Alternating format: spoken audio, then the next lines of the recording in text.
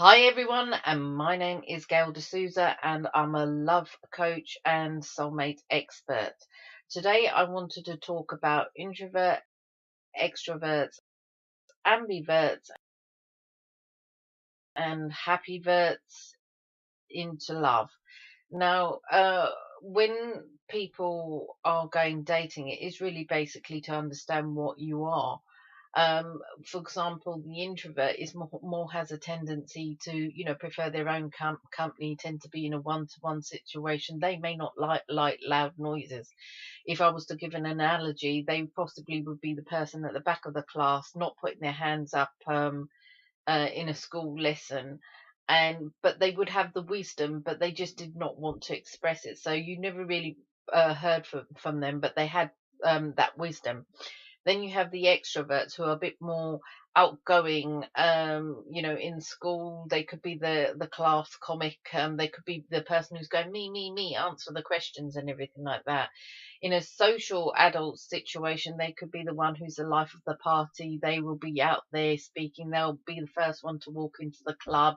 They'll be the first one into the dance floor. They don't have a problem of being out there. Then you also have the ambivert, which will have a balance of both. They'll have a balance of being, the alone time, but then they'll also have that extrovert wanting to be out in that social environment. And once again, if we go back to the school analogy, they basically would be flipping to being quiet in certain lessons, or wanting to be something that they felt passionately about in that particular lesson. They'd be the one to speak out. And then what I want to do is also add into the new equation, which is the happyvert, which I've decided to create.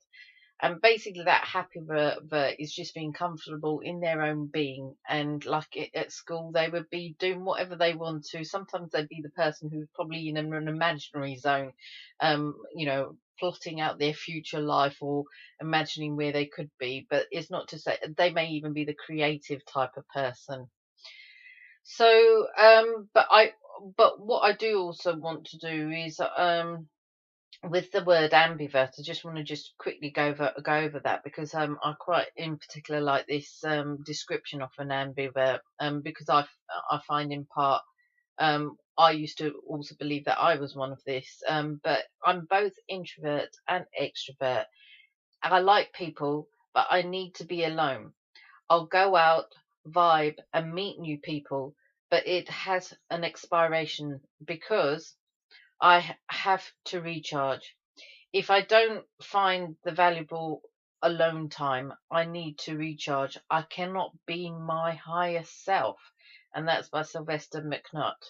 Now, with that, it's with all these really descriptions and classifications. When you're going out dating, you can never really say what your mood is, because we are always changing and different based on different circumstances, maybe career, home life.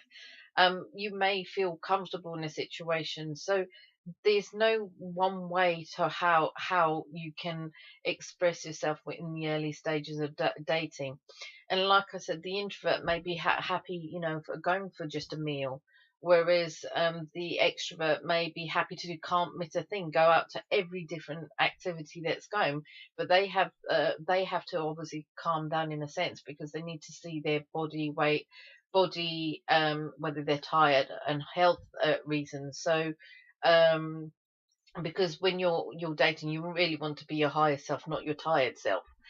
And then with the ambiverts, in theory, they have quite a good balance, because they can withdraw from situations. But what I also want to say, in the dating world, there's a happyvert which I've created, and the happyvert is basically your moods and personality may change through the day based on your life situations. Where, for example, you may be on a holiday and you're more relaxed approach, but then if you're in a work commitment side, you may be a professional side. So a happyvert will basically have a balance of whatever they want to be when they're dating. And in theory, that's the best place to be, because you're being yourself, you're being your happy self, you're doing things that you're feeling comfortable with. And and even love can, what it is with love, it can find you anywhere. So you could even be sitting at home, and it could, somebody could knock on the door and ask for direction, and it could be the one. They could be a landscape gardener. They could be many different things, but love always will find you. So with regards to dating as a whole and finding love, you be yourself and just be that happy self and become that happy Bert who's enjoying life. Thank you. My name's Gail D'Souza, love coach and soulmate expert. Thank you.